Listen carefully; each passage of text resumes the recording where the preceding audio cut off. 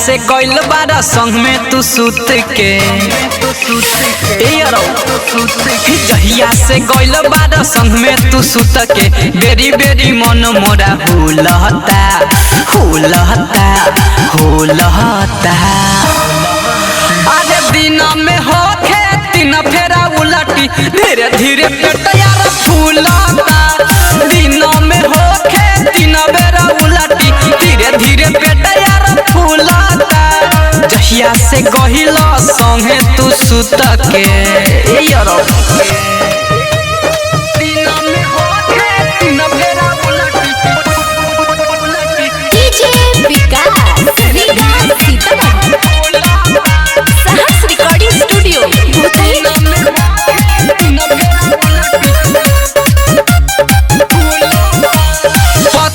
हमारा खायल पियल हो गइल बाटे हमर मुश्किल जियल भइल गलतिया बड़का भारी देले बार तू तो वही में झारी। बच्चे न हमारा खायल पियल हो गइल बाटे हमर मुश्किल जियल भइल गलतिया बड़का भारी तू तो देले बार वही में झारी। फेंक देता बहरी नहीं अंदर रहे फेंक देता बहरी नहीं अंदर रहे दूधो बरेड नहीं घुलता घुलता घुलता। अरे दिन में होखे तीन फेरा उलटी धीरे धीरे पेट यार फूलता। दिन में होखे तीन फेरा उलटी धीरे धीरे पेट यार फूलता। जहिया से गहिल संग में तू सुत के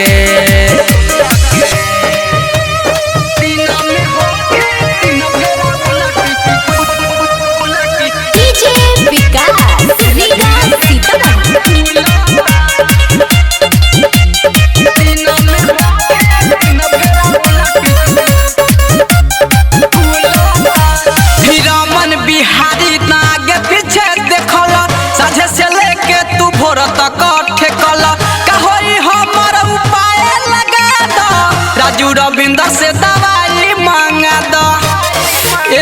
सुनता रो आए हाय रमन बिहारी न आगे पीछे देखल साझे से लेके तू भोर तक ठेकल कहोई हमर उपाय लगा दो राजू रविंद्र से दवाई मांगा दो। देहिया तो रहे बड़ी हमर टाइट देहिया तो रहे बड़ी हमर टाइट दोनों जो बनयब झूलता झूलता झूलता। आज दिन में होखे तीन फेरा उलटी धीरे धीरे पेट फूलता। दिन में होखे तीन फेरा उलटी धीरे धीरे पेट फूलता। जहिया से गइल संग में तू सुत के का कइल हो। सहर्ष रिकॉर्डिंग स्टूडियो भूतही चौक।